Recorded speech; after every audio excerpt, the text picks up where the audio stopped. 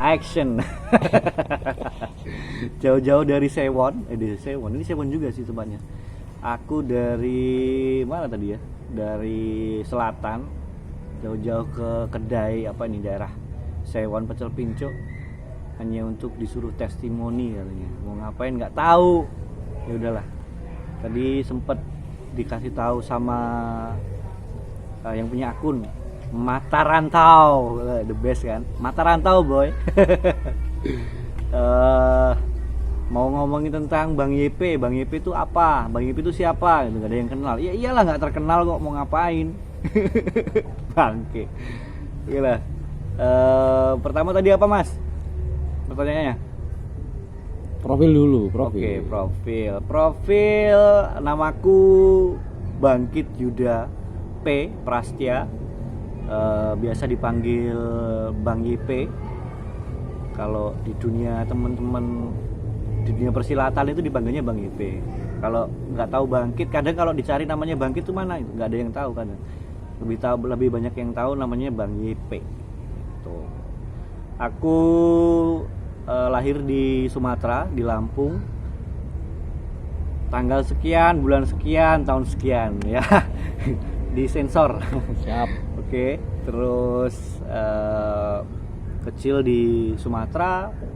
Pada suatu ketika aku harus pindah ke Jawa, tepatnya di kota Solo. Beberapa tahun di kota Solo, aku sekolah SMA di Solo. Kemudian pindah ke Jogja itu masuk kuliah. Sampai akhirnya sekarang aku menetap di kota Yogyakarta. Tuh. Terus apa lagi? Nomor handphone, WhatsApp, email, Facebook. Ambil jurusan apa mas? Penting. Jurusan apa ya? Oh, aku kuliah di ini salah satu institut apa ya? Persenimanan di kota Jogja, isi Yogyakarta. Ambil jurusan apa itu ya? Etnomusikologi. Pada apa? Paling banyak yang nggak tahu etnomusikologi itu apa. Apa mas? Aku nggak tahu juga awalnya. Mas. Tapi setelah aku masuk akhirnya aku tahu etnomusikologi itu apa. Ya pokoknya gitulah. Yang berkaitan dengan musik etnis Nusantara dari Sabang sampai Merauke, bahkan world music atau musik etnis dunia kayak drum, gitar, biola itu juga termasuk alat musik etnis, tapi etnis barat bukan etnis Indonesia. Tapi kalau di sini lebih cenderung ke apa?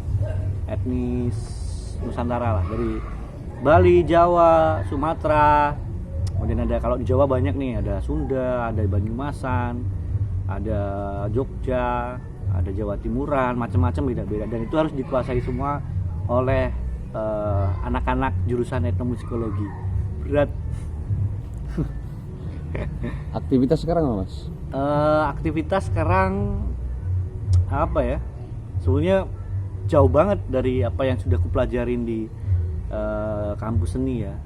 Khususnya kalau di seni kan kita dituntut untuk jadi seorang peneliti atau pencipta, komposer gitu kan. Dulu aku ngambilnya penciptaan, jadi buat karya, buat musik gitu, musik etnis ya, macam-macam. Bisa tergantung kebutuhan, mau musik Jawa, mau musik Sumatera, musik apapun ya, mau nggak mau dituntut harus bisa. Kalau etnomusikologi itu musik iringan tari juga iya, musik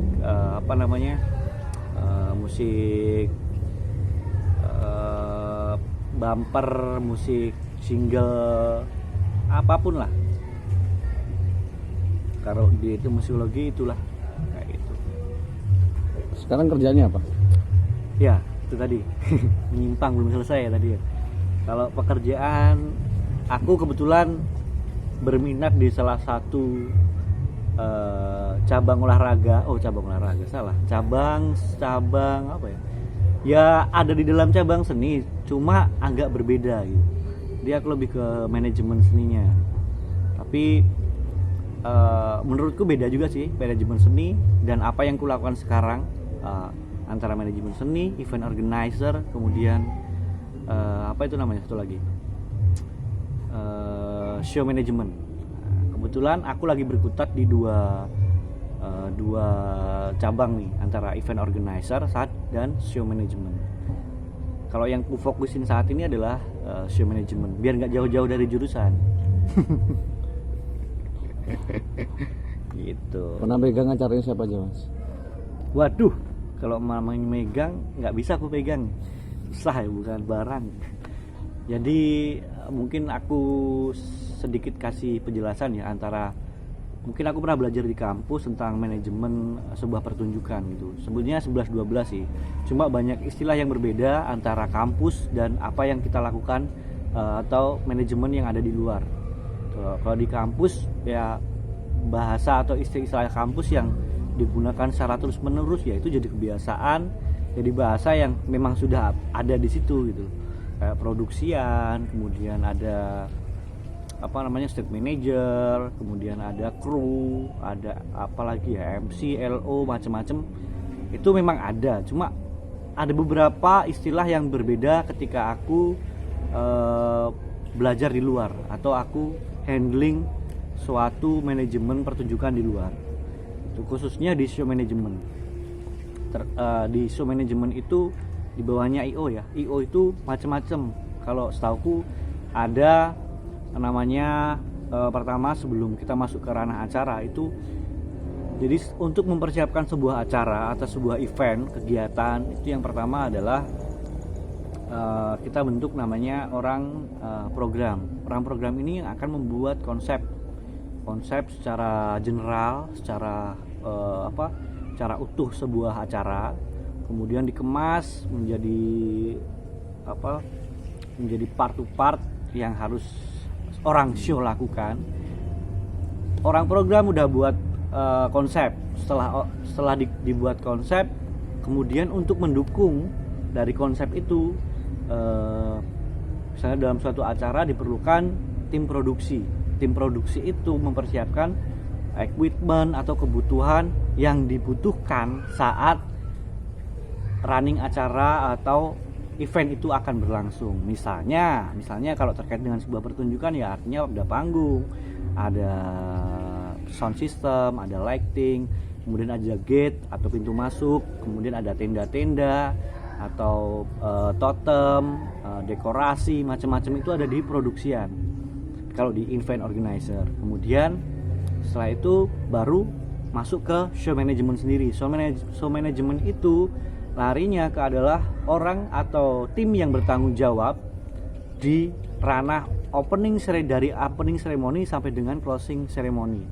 Jadi baik tidaknya suatu pertunjukan dipegang oleh teman-teman show management. Itu karena dialah yang mengemas suatu event atau acara dari pembukaan atau opening ceremony sampai dengan closing ceremony, sampai dengan penutupan acara. Itu tanggung jawabnya berat sih show management. Selain itu di show management juga banyak banyak aspek-aspek atau lini-lini yang harus dikuasai oleh seorang. Kalau sebutnya di show management, posisi tertinggi itu adalah show director. Jadi dia akan mendirect secara keseluruhan acara, mulai dari lampunya mau seperti apa, sound systemnya seperti apa, flow acaranya akan seperti apa, itu show dia yang membuat. Stage manager dia hanya di atas panggung, didirect oleh seorang show director. Begitu juga dengan lighting man, sound man, orang visual atau VJ dan lain-lain. Kameramen dia semuanya, termasuk dari gate pintu masuk itu screeningnya berapa orang yang akan dihitung, misalnya quantity atau KPI orang yang akan masuk ke area acara misalnya kita hitung. Itu orang manajemen show manajemen juga yang harus bertanggung jawab. Itu sih banyak hal sih, banyak istilah-istilah yang berbeda antara apa yang aku pelajari di kampus khususnya di seni, kemudian aku belajar di luar akan mendapatkan suatu ilmu yang berbeda, penerapannya pun berbeda. Begitu. Apalagi kira-kira yang pernah ditanganin?